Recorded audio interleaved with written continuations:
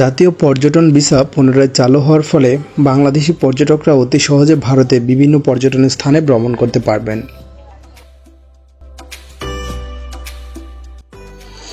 ভারত বাংলাদেশের ভ্রমণ চুক্তিতে নতুন কিছু সুযোগ সুবিধার অন্তর্ভুক্তি এবং বর্তমান চুক্তির পর্যালোচনার মাধ্যমে আবারও ভ্রমণ বান্ধব পরিবেশ সৃষ্টির চেষ্টা চলছে।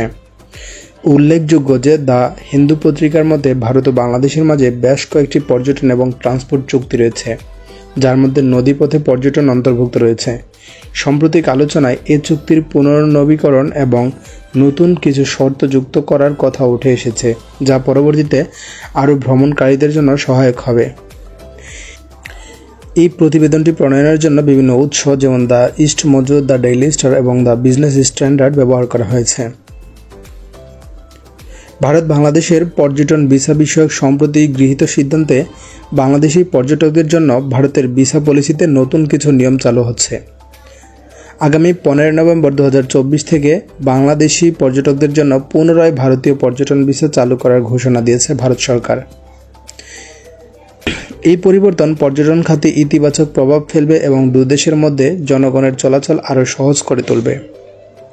ভারতের হাই কমিশনের সূত্র অনুযায়ী প্রাথমিকভাবে বিমান পথে ভ্রমণের জন্য পর্যটন ভিসা চালু করা হচ্ছে এবং ভিসার মেয়াদ 30 দিন নির্ধারণ করা হয়েছে। এর ফলে বাংলাদেশের জনগণ ভারতের চিকিৎসা, ধর্মীয় স্থান দর্শন এবং ব্যক্তিগত ভ্রমণ আরও সুযোগ সুবিধা পাবে। বিভিন্ন সংবাদ মাধ্যম যেমন দ্য ডেইলি স্টার, ইস্ট মজু এবং বিজনেস স্ট্যান্ডার্ড এ বিষয়ে বিস্তারিত প্রতিবেদন প্রকাশ করেছে। ইস্ট মজুর প্রতিবেদনে বলা হয়েছে, ভারতীয় হাই কমিশনার বলেছেন যে প্রাথমিকভাবে বিমান পথে এই ভিসার সুবিধা দেওয়া হবে। পরবর্তীতে স্থলপথের জন্য সুবিধা পর্যায়ক্রমে চালু করা যেতে পারে। বাংলাদেশিদের জন্য একক প্রবেশাধিকার ভিসার মেয়াদ 30 দিন এবং এক্ষেত্রে ভারত ভ্রমণের অনুমতি থাকলেও এটি পুনঃপ্রবেশের জন্য গ্রহণযোগ্য নয়।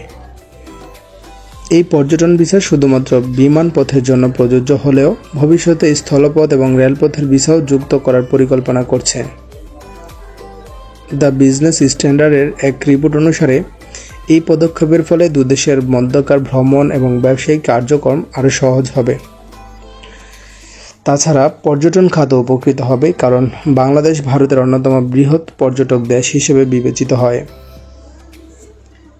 ভারতের পর্যটন খাতে বাংলাদেশিদের অংশগ্রহণ উল্লেখযোগ্য।